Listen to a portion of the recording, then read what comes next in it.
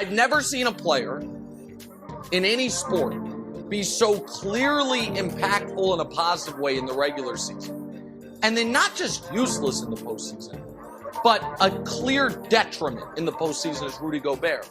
He's won 3 Defensive Player of the Year awards in the regular season. But the question on everyone's mind is whether Rudy Gobert's defense is any good in the playoffs. Playoffs? Yes, the playoffs, where the Jazz have now struggled defensively for 4 consecutive series, where their opponents have posted better offensive efficiencies against Utah than they did in the regular season.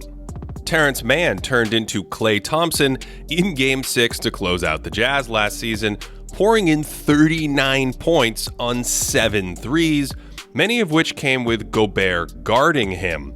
And it's easy to remember these really impressionable moments where Rudy is compromised or even toyed with on specific possessions, well forgetting that every great defender has been bested at one time or another. Still, teams have been able to stretch Gobert with smaller lineups or big men that can shoot, and this year it was Maxi Kleber going off in Game 2 with 8 3-pointers of his own. Gobert is on Kleber in the corner here, and you can see this ends up in a wide open look. But Gobert isn't the issue here. Donovan Mitchell is. Mitchell is completely blown by, which would be a layup if Rudy didn't help, and then this defender needs to zone up on the kickout pass. Here's another one in transition, where Gobert's in good position, but Mike Conley is buckled, so Rudy slides over to take away the layup, and there's no one else helping on this one, so Gobert closes out. The Jazz defense at the point of attack has basically been a disaster, repeatedly unable to keep the ball in front of them. This is the benefit of playing a 5-out strategy where wing players have tons of space to attack, and if Gobert doesn't help, it's easy offense.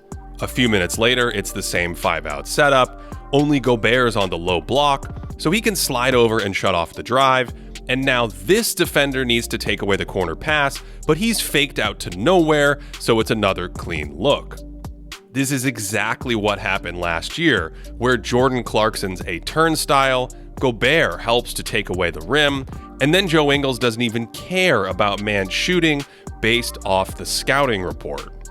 This year, the Jazz didn't even help Rudy at times. He's guarding the corner here, makes a great read on the drive, and then Clarkson's just stationary behind the play, so Gobert again has to recover on his own. It's basically impossible to cover the paint and the 3-point line at the same time. So when Gobert comes over to help, Mike Conley has to react behind the play instead of just standing there, and that's another warm-up shot for Dallas. Remember, Gobert's quick to help because Jalen Brunson was just schooling Utah's guards deep in the paint. The Jazz perimeter defenders also really struggle defending ball screens. They hedge out to slow the dribbler, then recover, and Conley runs right into Royce O'Neal here while losing track of the ball and its free throws. This time it's Mitchell who's put in screening action, so he goes to hedge, and in this coverage, the last thing O'Neal can do is let Brunson go left because there's no one there, and that's exactly what happens, and with no one there, it turns into an and one.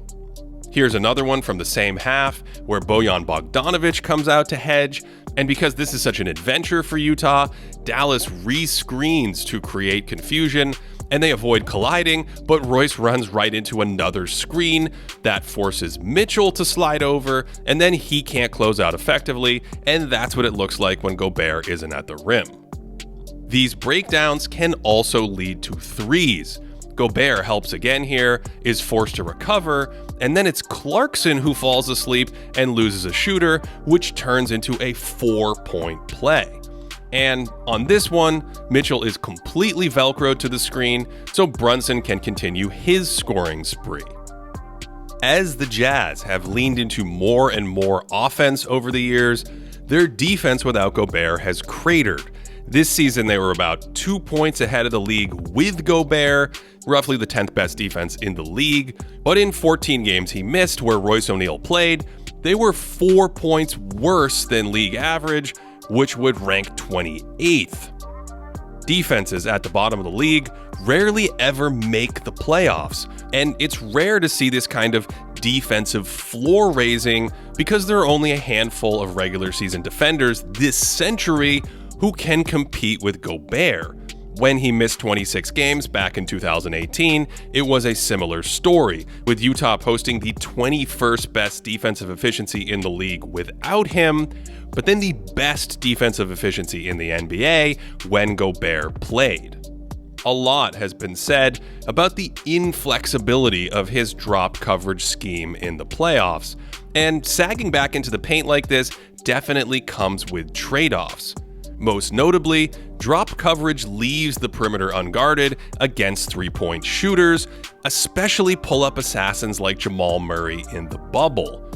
But the Mavs guards generally don't like to walk into a ton of threes, and so drop coverage actually held up pretty well against Dallas's middle pick and rolls, with Dwight Powell diving to the hoop. He tries to rescreen here, and Gobert is so long he blows up the shot.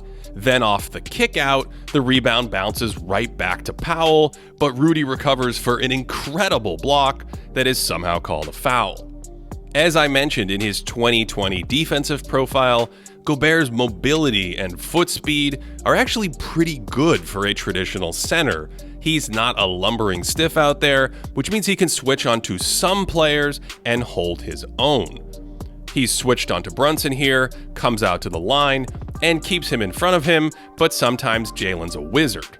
Still, Brunson's 28 points per game weren't at Gobert's expense or from attacking him in switches a lot, and Rudy had his fair share of good defensive plays throughout this series. He had a number of nice stops against Luka, stonewalling him at the rim here for a near giveaway. And even though Brunson often stopped short of the rim for some mid-range cooking, Gobert had wins there too, going to block this shot and then saving a layup on the pass.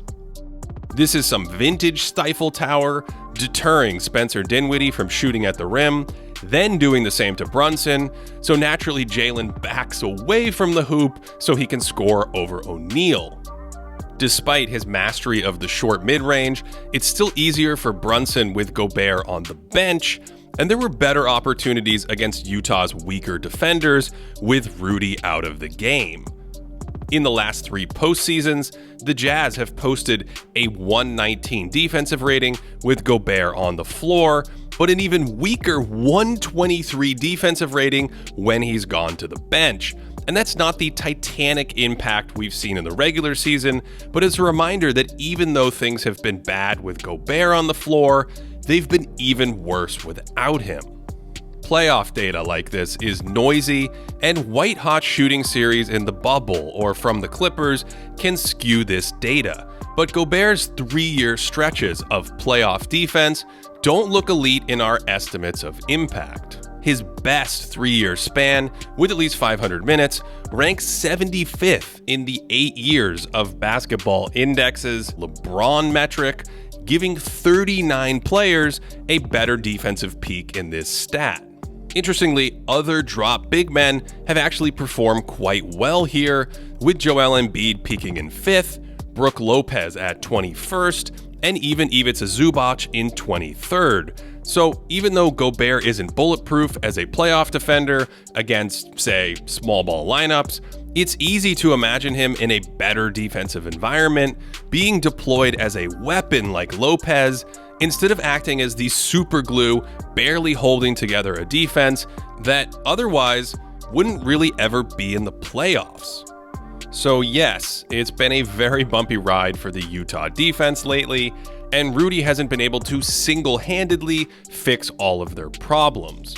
But even with his limitations as a drop big man, I don't think he loses a ton of value in the playoffs, and so I still view Rudy Gobert as one of the best postseason defenders in the NBA today.